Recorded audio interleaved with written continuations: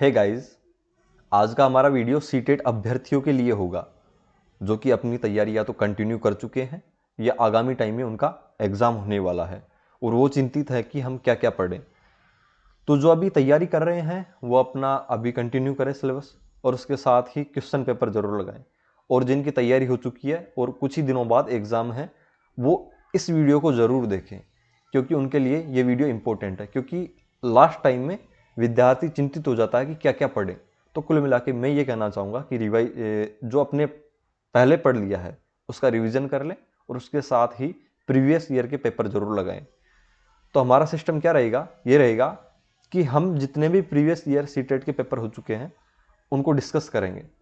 और सीटेट का एग्ज़ाम होना शुरू हुआ था 2010-11 से, तो ये 11 का लेवल फर्स्ट का प्रश्न पत्र है जिसमें कि हम सीडीपी के 30 क्वेश्चन डिस्कस करेंगे। मतलब बाल विकास एवं शिक्षा शास्त्र के 30 क्वेश्चनों पर उनका विस्तृत सॉल्यूशन आपको करवाएंगे और बिल्कुल फास्ट स्पीड में। तो आपको कोई दुविधा नहीं रहेगी इसमें और इजीली आप अपना रिवीजन कर पाएंगे और अपनी तैयारी मजबूत कर पाएंगे। ठीक है, तो 2011 से सीटेट होना प्रारंभ हुआ तो उसका ये लेवल फर्स्ट का प्रश्न पत्र है। तो अभी शुरू करते हैं। सभी के सभी बिल्कुल अपनी जो कुर्सी है उस पर बैठ जाएं अच्छी तरीके से और प्रत्येक क्वेश्चन को आपको देखना ही नहीं है बल्कि क्वेश्चन स्टार्ट होने से पहले उसका उत्तर देना है। तो पहला क्वेश्चन है हमारा, प्राथमिक स्तर पर एक शिक्षक निम्न में से किसे सबसे महत्वपूर्ण विशेषता मानना चाहिए। मतलब प्राथमिक स्तर पर एक शिक्षक में निम्न में से किसे सबसे महत्वपूर्ण विशेषता माननी चाहिए। ठीक है, माननी चाहिए। धैर्य और दृढ़ता, शिक्षण पद्धतियों और विषयों के ज्ञान में दक्षता, अति मानक भाषा मतलब शुद्ध भाषा में पढ़ाने की दक्षता और पढ़ाने की उत्सुकता। तो आपके पास केवल और मात्र 5 सेकंड है, जवाब दीजिए। तो आपका समय पूरा हो चुका है। इसका जवाब होगा धैर्य और दृढ़ता। ठीक है, ये क्यों होगा ये नीचे व्याख्या कर रखी है। ठीक है, शिक्षण पद्धतियों और विषयों के ज्ञान में दक्षता, ये हम बात कर रहे हैं अभी प्राथमिक स्तर पर।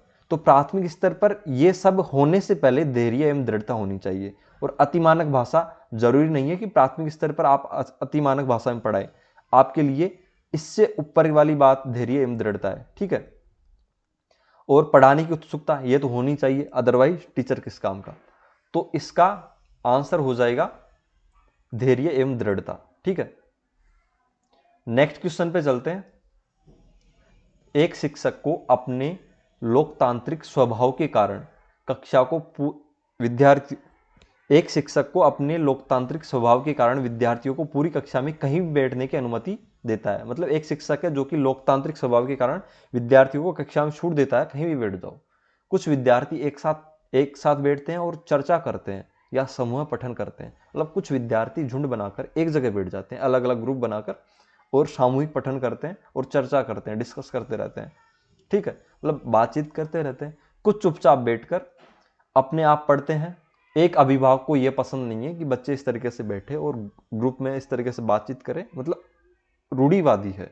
ठीक है, एक अभिभावक को यह पसंद नहीं है। इस स्थिति से निपटने के लिए जो अभिभावक है वो कौन सा ऑप्शन चूज कर सकता है। 4 ऑप्शन नीचे दिए गए हैं, आप अपना ऑप्शन चूज कीजिए।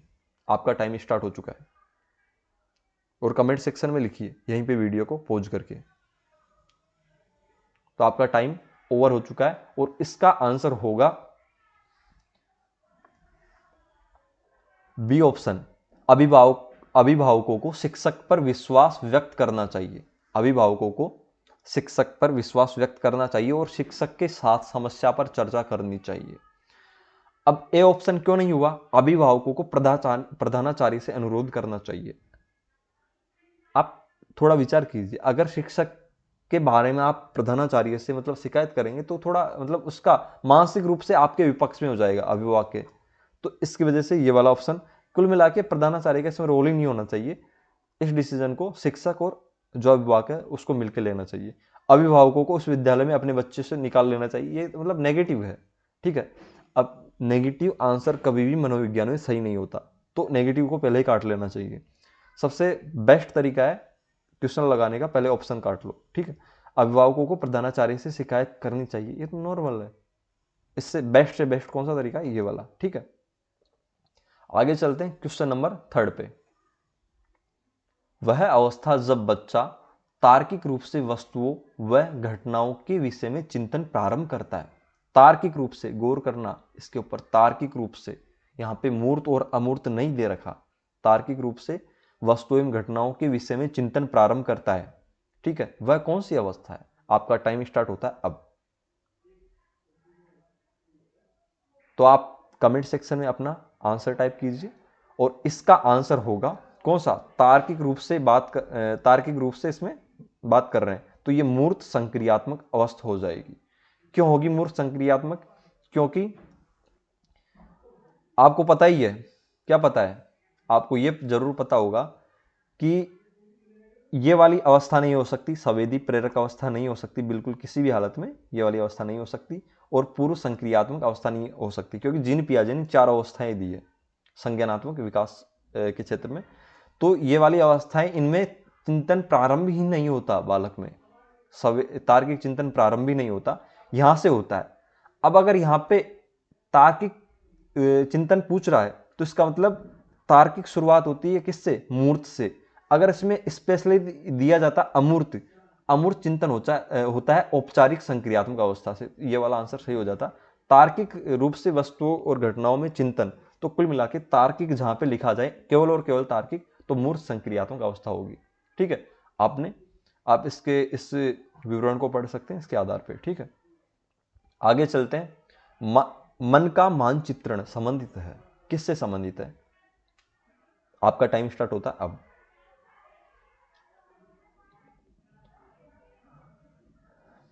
तो आपका जो ऑप्शन है वो कमेंट में टाइप कीजिए और आंसर टाइप कीजिए।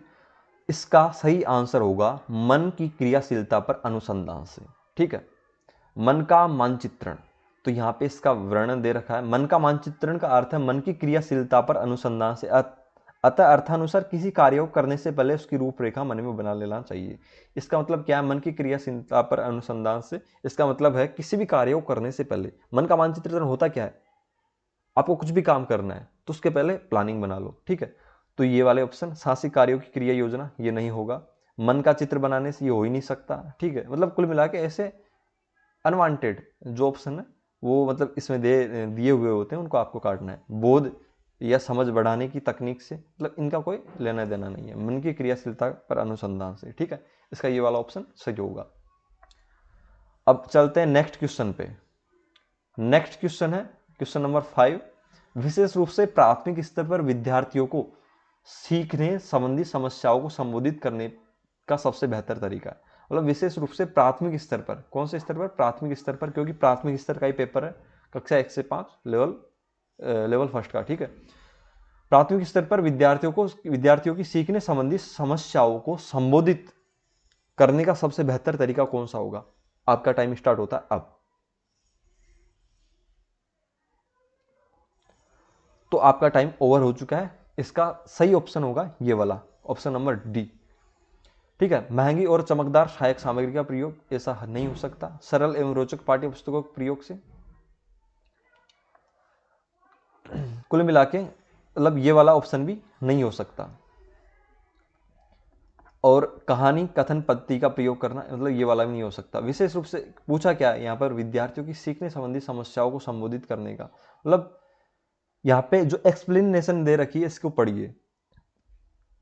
प्राथमिक स्तर पर विद्यार्थियों की सीखने संबंधी समस्याओं को संबोधित करने का बेहतर तरीका है कि अगर किसी शिक्षार्थी को कुछ समझाना है तो उसके लिए एक नहीं बल्कि कुल मिला के कहना क्या चाह रहा है ये क्वेश्चन। पहली बात तो मनोविज्ञान में जो क्वेश्चन आते हैं उनको समझना कठिन होता है, तो जो कभी कभी, और ये सबसे बड़ी दिक्कत क्या होती है हिंदी मीडियम में, जो इंग्लिश मीडियम में क्वेश्चन टाइप होते हैं और उनका गूगल ट्रांसलेट इनके थ्रू ट्रांसलेट करके छाप देते हैं, तो मतलब ये क्वेश्चन ढंग से एक्सप्लेन नहीं कर पा रहा। तो क्वेश्चन पूछना क्या चाह रहा था? क्वेश्चन ये पूछना चाह रहा था कि अगर मतलब कुछ समस्याएं हैं, विद्यार्थियों को सीखने संबंधी समस्याओं को संबोधित करने का बेहतर तरीका यह है कि अगर किसी शिक्षार्थी को कुछ समझाना है, मतलब विद्यार्थी को कुछ समझ में नहीं आ रहा है, तो उसके लिए एक नहीं, टीचर कहता है ना कि अगर आपको समझ में नहीं आ रहा है तो आप एक बार नहीं 1000 बार पूछिए, मैं अलग अलग तरीकों से पढ़ाऊंगा, ठीक है।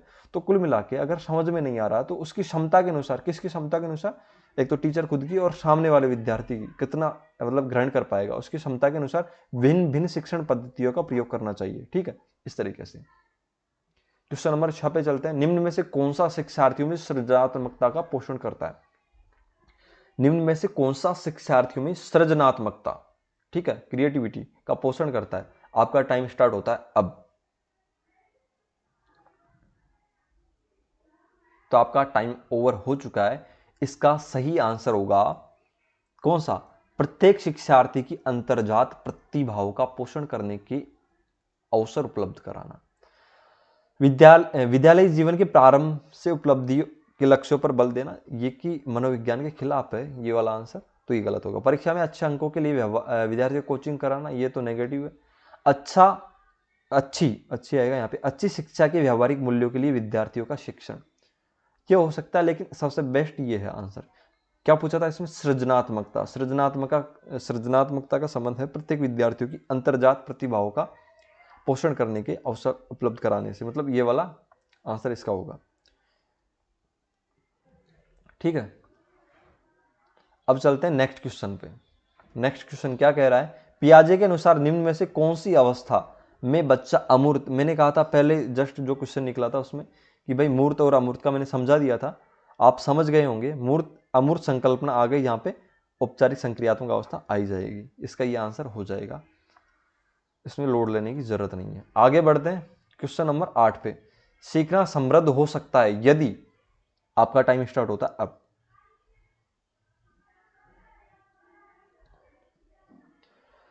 तो आपका टाइम ओवर हो चुका है। इसका आंसर होगा वास्तविक दुनिया से उदाहरणों को कक्षा में लाया जाए। अगर ऐसा कुछ भी ऑप्शन आपके चार ऑप्शनों में ऐसा दिखता है किसी भी क्वेश्चन में, मतलब उसमें थोड़ा फील आ रहा है कि भाई ये हो सकता है आंसर, क्योंकि इसमें सामने मतलब जो भी चीजें हो रही है प्रत्यक्ष रूप से, प्रत्यक्ष अनुभव, ठीक है, इस तरीके की चीजें जैसे वास्तविक दुनिया के उदाहरणों को कक्षा में लाया जाए, जिससे विद्यार्थी एक दूसरे से अंतःक्रिया करे और शिक्षक उस प्रक्रिया को सुगम बनाए, तो वो आंसर डेफिनेट होगा, ठीक है। अब ये वाला आंसर गलत होगा, इसमें मतलब ये गलत तो नहीं होगा, कुल मिला के ये इस जगह सटीक नहीं बैठेगा। कक्षा में अधिक से अधिक शिक्षण सामग्री का प्रयोग किया जाए, शिक्षक विभिन्न प्रकार के व्याख्यान स्पष्टीकरण का प्रयोग करें। मतलब सीखना हो सकता है इससे, लेकिन समृद्ध नहीं हो सकता, समृद्ध इसी से होगा, ठीक है। कक्षा में आवधिक परीक्षाओं पर अपेक्षित ध्यान दिया जाए, ठीक है। तो इसका ऑप्शन नंबर डी सही होगा। अब आगे बढ़ते हैं क्वेश्चन नंबर 9 पे। निम्न में से कौन से कथन को सीखने की प्रक्रिया की, निम्न में से कौन से कथन को सीखने की प्रक्रिया की विशेषता नहीं मानना चाहिए? तो आपका टाइम स्टार्ट होता है अब। नहीं मानना चाहिए, गौर करना, ठीक है। आपका टाइम ओवर हो चुका है और इसका नहीं मानना चाहिए मतलब सीखने की प्रक्रिया की विशेषता नहीं मानना चाहिए, मतलब नेगेटिव आंसर ढूंढना है, ठीक है। तो नेगेटिव कौन सा मिलेगा यहाँ पे? शैक्षिक संस्थान ही एकमात्र स्थान है जहां अधिगम प्राप्त होता है, ये नेगेटिव, क्योंकि शैक्षिक संस्थान के अलावा और भी चीजें जैसे परिवार, बालक की प्रथम पाठशाला है, इस तरीके से परिवार से सीखता है। तो सीखना ऐसा नहीं है कि ठेगा केवल शिक्षक संस्थानों ने ले रखा है, आप किसी भी जगह, आप रोजाना डेली लाइफ में अनपढ़ इंसान भी कुछ ना कुछ सीखता है, ठीक है। तो ये वाला ऑप्शन इसका होगा, नेगेटिव आंसर ये है। अदरवाइज सभी के सभी आंसर इसके पक्ष में है। सीखना एक व्यापक प्रक्रिया है, सीखना लक्ष्योन्मुखी होता है, बिल्कुल। अनअधिगमक भी सीखने की प्रक्रिया है, ठीक है। तो कुल मिला के इसका आंसर होगा डी, जो आपका भी शायद मेरे हिसाब से सही होगा। आगे बढ़ते हैं क्वेश्चन नंबर 10 पे। क्वेश्चन नंबर 10 क्या कहता है? 5वीं कक्षा में दृष्टिबाधित विद्यार्थी, आपका टाइम स्टार्ट होता है अब।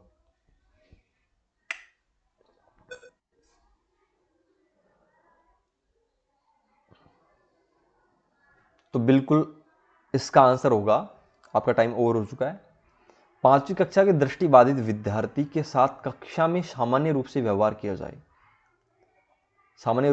किया जाए और श्रव्य सीडी के माध्यम से सहायता उपलब्ध कराई जानी चाहिए। कुल मिला के आपने एनसीएफ 2005 पढ़ा होगा, तो उसमें क्या क्या कह रखा है कि जो भी दृष्टिबाधित दिव्यांग जो भी बालक है, सभी तरीके के बालक, ठीक है, दिव्यांग बालक हुए, मतलब पिछड़े हुए बालक रहे, सभी तरीके के बालकों को एक साथ समावेशी शिक्षा में समान रूप से व्यवहार करते हुए शिक्षा दी जानी चाहिए। ठीक है, तो उसी को ध्यान में रखते हुए ये वाला ऑप्शन सही होगा। और श्रव्य सीडी ये सभी के सभी मतलब इसी के लिए उपयुक्त होंगे।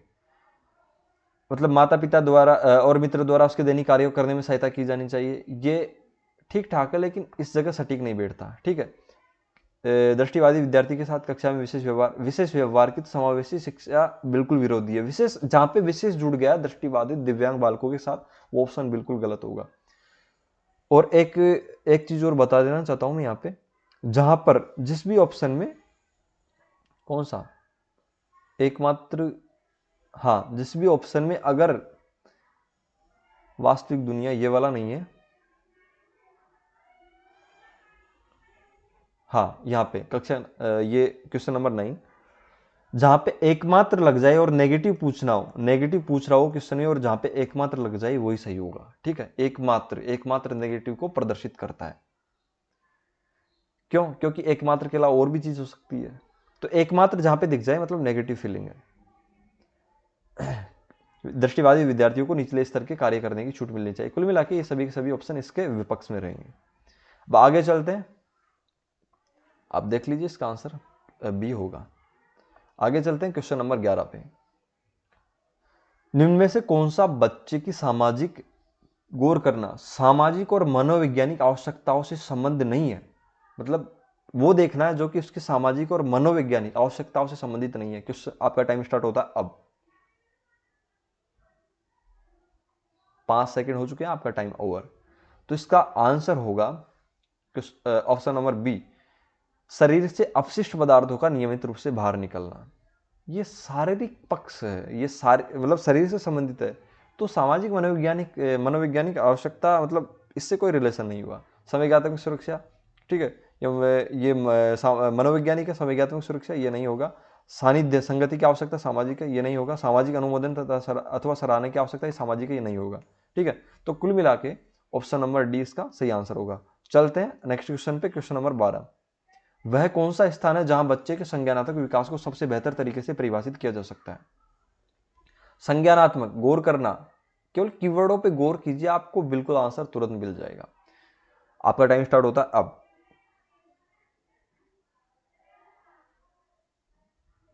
5 सेकंड हो चुके हैं, आपका टाइम ओवर। इसका आंसर होगा विद्यालय एवं कक्षा पर्यावरण। क्यों होगा? क्योंकि संज्ञानात्मक मतलब ज्ञान, पढ़ाई लिखाई जो चीजें हैं वो सब की सब इसी से जुड़ी हुई है। ठीक है, पढ़ाई लिखाई। संज्ञानात्मक का मतलब होता है बौद्धिक रूप से, और बौद्धिक का मतलब होता है ज्ञान। ज्ञान आप कहेंगे कि भाई घर में भी मिल सकता, हाँ घर में मिल सकता, लेकिन जो एजुकेशनल ज्ञान मतलब यानी मैक्सिमम ज्ञान जो बच्चे को मिलता है वो विद्यालय में कक्षा पर्यावरण से मिलता है। ठीक है, तो ऑप्शन नंबर ए इसका करेक्ट आंसर हो जाएगा। नेक्स्ट चलते हैं क्वेश्चन नंबर 13 पे। बिंदु बिंदु को एक अभिप्रेरित शिक्षण का संकेतक माना जाता है। अभिप्रेरित शिक्षण, गौर कीजिएगा, का संकेतक माना जाता है। आपका टाइम स्टार्ट होता है अब।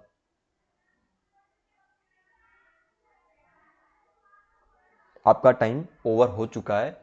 इसका आंसर होगा विद्यार्थियों द्वारा प्रश्न पूछना। अब सोचेंगे ऐसा क्यों, यह ऑप्शन ही क्यों सही? भैया यही ऑप्शन सही होगा। अभिप्रेरित शिक्षण का मतलब होता है कि बालक के अंदर प्रेरणा उत्पन्न हुई है। अभिप्रेरित मतलब किसी अभिप्रेरक से जो मतलब विद्यार्थी प्रेरित हुआ है, ठीक है, उसके बाद अभिप्रेरणा जब होगी तब जाके प्रश्न पूछेगा, ऐसी चीजें बालक में आएगी, अदरवाइज आ ही नहीं सकती। ठीक है, तो इसकी वजह से ये बी ऑप्शन सही होगा। शिक्षक द्वारा दिया गया उपचारात्मक कार्य ये नहीं होगा। ठीक है, अभिप्रेरित शिक्षण का मतलब कुल मिला के अभिप्रेरित शिक्षण जहां पे भी शब्द आ जाए मतलब प्रश्न पूछना, बालक के द्वारा एक्टिविटी किए जाना, मतलब यानी जो कक्षा में एक्टिविटी किए जाना, प्रश्न पूछना, डिस्कस करना, ये चीज आ जाएगी। ठीक है, अभिप्रेरित शिक्षण में। अदरवाइज वो बालक में नॉर्मली पैदा नहीं होती जब तक अभिप्रेरणा नहीं होगी। अभिप्रेरित शिक्षण के लिए ये वाला ऑप्शन सही होगा, ऑप्शन नंबर बी। कक्षा में एकदम खामोशी, बिल्कुल नेग्लेक्ट। कक्षा में अधिकतम उपस्थिति, बिल्कुल नेग्लेक्ट। ठीक है, तो इसका ऑप्शन नंबर बी बिल्कुल करेक्ट हो जाएगा। आगे चलते हैं क्वेश्चन नंबर 14 पे। निम्न में से कौन सा बुद्धिमान बच्चे का लक्षण नहीं है? बुद्धिमान बच्चे का लक्षण नहीं है। आपका टाइम स्टार्ट होता है अब। बिल्कुल आपका टाइम ओवर हो चुका है। आपको साफ दिखाई दे रहा होगा, वह जो लंबे निबंधों को बहुत जल्दी रटने की क्षमता रखता है। ठीक है, बुद्धिमान, वह जो प्रभाव, देखो पूरे ऑप्शन पढ़ते हैं, वह जो प्रभावपूर्ण एवं उचित तरीके से संप्रेषण करने की क्षमता रखता है, बिल्कुल होगा बुद्धिमान। वह जो अमूर्त रूप से सोचता है, बिल्कुल। वह जो नई परिवेश से समायोजित कर सकता है, बिल्कुल। मतलब बुद्धिमान बच्चा होता है ना, वो इस तरीके के काम नहीं करता भी लंबे निबंधों को रट लेना, मतलब जहां पे रटना आ गया, भले बुद्धिमान, आप कहेंगे भाई आप भी सोच रहे होंगे, आप भी बुद्धिमान होंगे तो यार मैं तो रटता हूँ, मतलब निबंध जो भी आते हैं, मतलब समझने की क्या जरूरत है सर। कुल मिला के टेक्निकल लैंग्वेज में रटना अगर आ गया है तो उसका बुद्धिमानी से रिलेशन नहीं होगा, तो रटना इसको खारिज कर देगा बुद्धिमानी को, और ये वाला ऑप्शन बिल्कुल सही होगा। ऑप्शन नंबर डी बिल्कुल इसका सही आंसर है। आगे चलते हैं, क्वेश्चन नंबर 15। बच्चे इस दुनिया के बारे में अपनी समझ का सृजन करते हैं, इसका श्रेय, मतलब ये कथन किसने कहा है, बच्चे दुनिया के बारे में अपनी समझ का सृजन करते हैं, मतलब किसने बोला है ऐसा, ये श्रेय किसको जाता है, आप बताइए। पियाजे, पियाजे इसका आंसर होगा। और आगे बढ़ते हैं, इसमें कौन सा, मतलब कथन है तो कथन है, इसमें कौन सी बड़ी बात है। कृतिका अक्सर घर, क्वेश्चन नंबर 16, कृतिका अक्सर घर में ज्यादा बात नहीं करती, लेकिन विद्यालय में वे काफी बात करती है। यह दर्शाता है कि, क्या दर्शाता है, आपका टाइम स्टार्ट हो चुका है और आपका टाइम भी ओवर हो चुका है। इसका सही आंसर होगा, उसके विचारों को विद्यालय में मान्यता मिलती है।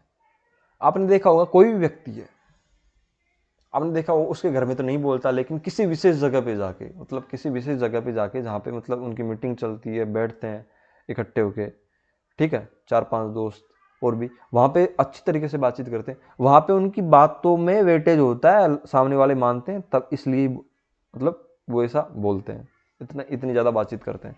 तो हो सकता है मतलब यही होगा इसमें कि भाई कृतिका घर में अक्सर ज़्यादा बात नहीं करती, इसलिए नहीं करती क्योंकि बच्चों को मतलब घर में कि हाँ भाई ज़्यादा तवज्जो नहीं जाती उनकी बातचीत को, लेकिन विद्यालय में आते ही उनके मतलब यानी कि जो समान उम्र के उनको स्टूडेंट मिलते हैं और साथ सहपाठी मिलते हैं, तो उनमें अच्छी तरीके से बातचीत करेगी, क्योंकि वहाँ पर उसके विचारों को विद्यालय में मान्यता मिलती है, वो सच मानते हैं, मतलब जो काल्पनिक बातें करेगी वो भी सामने वाला बच्चा सच मानेगा। ठीक है, शिक्षकों की मांग होती है कि बच्चे विद्यालय में, बिल्कुल गलत। कृतिका को अपने घर बिल्कुल पसंद नहीं है, बिल्कुल गलत। विद्यालय हर समय बच्चों को बिल्कुल गलत। ऑप्शन नंबर इसका सी सही आंसर हो जाएगा। ठीक है, आगे चलते हैं क्वेश्चन नंबर 17 पे। एक शिक्षक को अपने विद्यार्थियों की क्षमताओं को समझने का प्रयास करना चाहिए, विद्यार्थियों की क्षमताओं को समझने का प्रयास करना चाहिए, निम्नलिखित में से कौन सा क्षेत्र इस उद्देश्य के साथ संबंध है। आपका टाइम स्टार्ट होता अब, आपका टाइम ओवर हो चुका है और इसका सही आंसर होगा शिक्षा मनोविज्ञान। शिक्षक अपने विद्यार्थियों की क्षमताओं और समझ, मतलब विद्यार्थी के बारे में और शिक्षक के बारे में कौन सी, मतलब कौन सा सब्जेक्ट है जिसके अंदर अध्ययन होता है, शिक्षा मनोविज्ञान है भाई साहब। मतलब इधर उधर जाने की जरूरत ही नहीं है, इसमें सीधा पता चल रहा है। अगले क्वेश्चन पे चलते हैं, क्वेश्चन नंबर 18। सीखने की प्रक्रिया में अभिप्रेरणा, आपका टाइम स्टार्ट होता है अब।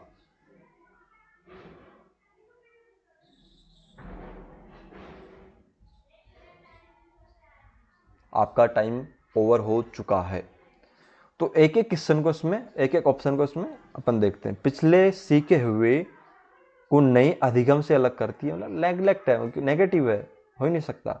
शिक्षार्थियों को एक दिशा में सोचने, ये भी एक दिशा, मतलब एक दिशा, ये भी एकमात्र एक दिशा, ये सब नेगेटिव कीवर्ड है, नेगेटिव जहां पे आ गया वो कट हो जाएगा। ठीक है, अब चलते हैं। शिक्षार्थियों की स्मरण शक्ति को पेना बनाती है, अभिप्रेरणा काय को पेना बनाएगी रे भाई, अभिप्रेरणा का कौन सा संबंध है तीव्र बनाने का, चिंतन है, ये चीजें हैं, अभिप्रेरणा का कौन सा संबंध है।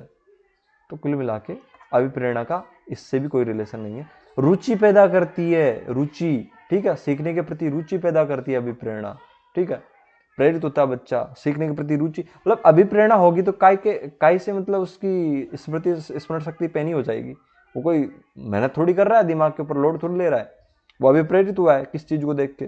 ठीक है, तो अब अगर हुआ है तो एजुकेशन के प्रति उसकी रुचि होगी। ठीक है, आगे बढ़ते हैं। क्वेश्चन नंबर 19 पे, शिक्षा के क्षेत्र में पाठ्यचर्या शब्दावली की बिंदु बिंदु की ओर संकेत करती है। पाठ्यचर्या का सीधा संबंध इससे है, आप भी अपना दिमाग लगा लीजिए। वैसे ऑप्शन नंबर ए सही होगा, विद्यालय का संपूर्ण कार्यक्रम जिसमें विद्यार्थी प्रतिदिन अनुभव प्राप्त करते हैं वह कार्यक्रम। ऐसा नहीं है कि किताब कॉपी। पाठ्यचर्या का मतलब विद्यालय का संपूर्ण कार्यक्रम, मतलब जिसमें खेलकूद सभी चीजें सम्मिलित है, वो पाठ्यचर्या है। ठीक है, इसका सीधा आंसर ये होगा। आगे बढ़ते हैं, जस्ट आगे बढ़ते हैं क्वेश्चन नंबर 20 पे। निचली कक्षाओं में शिक्षण की खेल पद्धति मूल रूप से आधारित है। निचली कक्षाओं मतलब प्राथमिक स्तर पर 1 से 5 कक्षा में शिक्षण की खेल पद्धति है, मूल रूप से किस पे आधारित है। आपका टाइम स्टार्ट होता है अब, और बिल्कुल आपका टाइम ओवर हो चुका है। और इसका सही आंसर होगा, पहले एक एक ऑप्शन को चेक कर लेते हैं, नीचे से चेक करते हैं। शारीरिक शिक्षा कार्यक्रम के सिद्धांत पर। ठीक है, ये इतना लॉजिकल नहीं है। ठीक है, तो ये वाला ऑप्शन मतलब 10% मान सकते हैं इसको सही। शिक्षण के समाजशास्त्रीय सिद्धांतों, इसका लेना देना नहीं है खेल पद्धति से। शिक्षण पद्धति के सिद्धांत, इसका लेना देना नहीं है। खेल पद्धति क्या करेगी, विकास एवं वृद्धि करेगी। मतलब खेल क्या करता है, विकास एवं वृद्धि करता है, और विकास एवं वृद्धि के मनोवैज्ञानिक सिद्धांतों पर यह आधारित होगी। ठीक है, आगे चलते हैं। क्वेश्चन नंबर 21 एक बच्चा अतीत की समान परिस्थितियों में की गई अनुक्रियाओं के आधार पर नई स्थिति के प्रति अनुक्रिया करता है। सीधा पता चल रहा है, पिछली जो कंडीशन आई थी उसमें जैसी अनुक्रिया की थी, अब उस चीज से मिलती जुलती आ गई, उसके प्रति अनुक्रिया कर रहा है। तो किसका सिद्धांत, सादृश्यता का सिद्धांत, नियम। ठीक है, सभी को पता होगा। चलते हैं आगे, इसमें कौन सा सोच रहे हैं, इसमें आपको टाइम नहीं दिया जाएगा, आपको पता होना चाहिए ये वाली चीज। ठीक है, आगे बढ़ते हैं। क्वेश्चन नंबर 22 बिंदु बिंदु प्रतिभाशाली होने का संकेत नहीं है। सीधा पता चल रहा है, दूसरों के साथ झगड़ना, ये कौन सा प्रतिभाशाली होने का मतलब, कौन सा प्रतिभाशाली बालक ऐसा करेगा, वो नहीं करता है। दूसरों के साथ झगड़ता नहीं है, बल्कि तालमेल से, बुद्धि से चलता है। ठीक है, आगे मैंने इनमें इसलिए आपको टाइम नहीं दिया क्योंकि इनमें टाइम देने का लॉजिक नहीं बनता। आगे चलते, विशेष आवश्यकता वाले बच्चों को शिक्षा उपलब्ध कराई जानी चाहिए। ये थोड़ा इसमें टाइम दे देते हैं, 5 सेकंड आपको। चलो, टाइम स्टार्ट हो गया। विशेष आवश्यकता वाले बच्चों को शिक्षा उपलब्ध कराई जानी चाहिए। आपका टाइम ओवर हो चुका है, और इसका सही आंसर होगा कौन सा, विशेष विद्यालयों में विशेष बच्चों के लिए विकसित पद्धतियों, विशेष आवश्यकता वाले बच्चों को शिक्षा उपलब्ध कराई जानी चाहिए। विशेष विद्यालयों में विशेष बच्चों के लिए विकसित पद्धतियों द्वारा, विशेष विद्यालयों में मतलब कुल मिला के मैंने बताया था, अगर विशेष आवश्यकता वाले बच्चे मतलब विकलांग बालक हो गए, ये सब हो गए, तो कुल मिला के उनको विशेष एजुकेशन नहीं देनी है। अपन को विशेष अलग से एजुकेशन नहीं देनी है, अन्य बच्चों के समान ही देनी है। एनसीएफ 2005 कहता है ये। इसका ऑप्शन नंबर डी सही होगा। मतलब जहां पे भी विशेष आवश्यकता वाले बच्चे आ गए और ये ऑप्शन में विशेष आ गया, उनको हटा देना। सीधा जो अन्य सामान्य जो आंसर होगा, सामान्य बच्चों के साथ शिक्षा, सामान्य तरीके से शिक्षा, वो सही होगा। ठीक है, तो इसका बिल्कुल ये वाला डी ऑप्शन सही हो जाता है, और ये सभी के सभी कट। आगे चलते हैं नेक्स्ट क्वेश्चन पे, 24 पे। आकलन को उपयोगी एवं रोचक बनाने के लिए, आकलन को उपयोगी और रोचक प्रक्रिया बनाने के लिए बिंदु बिंदु के प्रति सचेत होना चाहिए। चलो, आपका टाइम स्टार्ट होता है, 10 सेकंड दिए।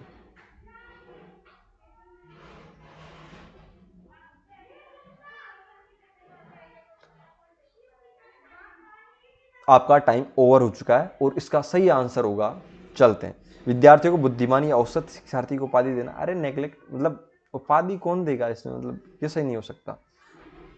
अलग अलग विद्यार्थियों में तुलना करना, ये भी नहीं हो सकता। तुलना करना मतलब आकलन को उपयोगी एवं रोचक बनाने का तरीका नहीं है।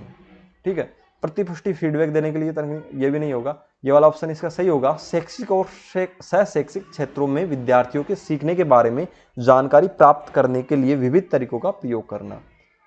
ठीक है, ये वाला इसका सही आंसर होगा। इसमें ज्यादा समझाने की जरूरत नहीं है, आपको पता होगा वैसे।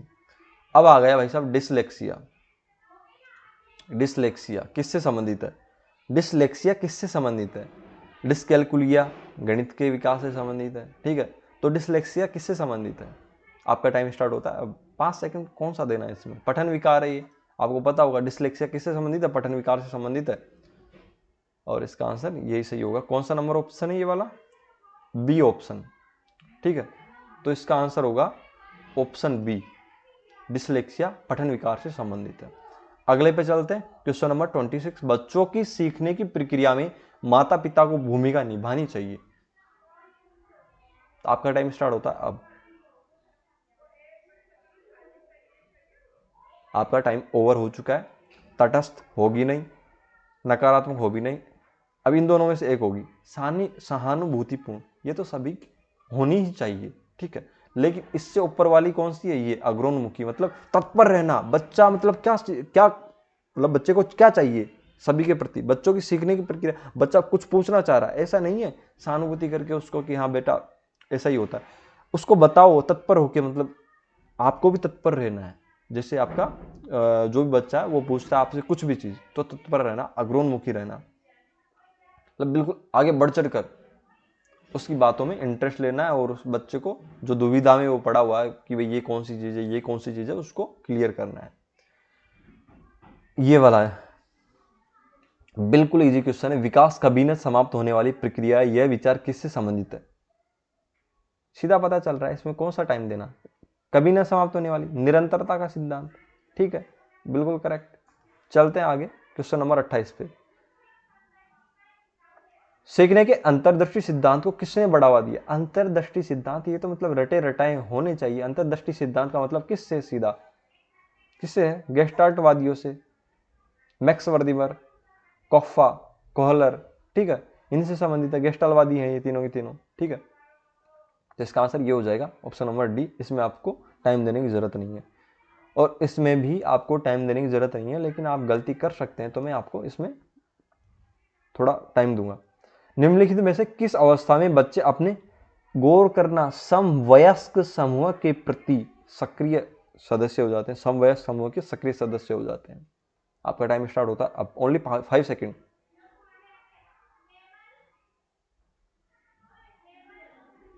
आपका टाइम ओवर हो चुका है, और इसका आंसर होगा कौन सा? बाल्यावस्था? नहीं नहीं नहीं नहीं, कौन सा होगा फिर? किशोरावस्था होगा। बाल्यावस्था अपने समान समूह, मतलब समूह की अवस्था बाल्यावस्था को कहा जाता है। गैंग एज बाल्यावस्था को कहा जाता है। लेकिन यहाँ पे समवयस्क है, समवयस्क है, वयस्क का मतलब किशोर, ठीक है। समवयस्क का मतलब अपने समान किशोरों का समूह, ठीक है। तो कुल मिला के जहाँ पे वयस्क आ गया वहां पे कौन सा सोचना विचारना? किशोर अवस्था। आगे चलते हैं क्वेश्चन नंबर 30 पे। क्वेश्चन नंबर 30, बच्चों के बौद्धिक विकास की 4 विशिष्ट अवस्थाओं की पहचान की गई। 4 विशिष्ट अवस्थाएं, और जो भी बौद्धिक विकास से संबंधित किसने दी थी? आपका टाइम स्टार्ट होता है अब। 5 सेकंड पूरे, आपका टाइम ओवर। यह आएगा पियाजे। पियाजे ने तो दिया था संज्ञानात्मक विकास सिद्धांत, उसमें तो बौद्धिक विकास की 4 अवस्थाएं बताई थी, ये जो दे रखी है यहाँ पे ये, ठीक है। तो इसका आंसर ऑप्शन नंबर होगा सी। तो आपके 30 क्वेश्चन कंप्लीट हो चुके हैं, और आज के इस सेशन में आपको मतलब कितना अच्छा लगा आप कमेंट सेक्शन में बता सकते हैं, और कितने क्वेश्चन आपने सही किए वो आप कमेंट सेक्शन में जरूर बताएं, ठीक है। और अब मिलेंगे नेक्स्ट पेपर में लेवल 2 2011 का। उसके साथ हम 2021 तक के जो भी पेपर आए हैं उसके आगे जो भी आते रहेंगे उनको करवाते रहेंगे। धन्यवाद वीडियो को यहाँ तक देखने के लिए। अपने दोस्तों के साथ शेयर जरूर करें।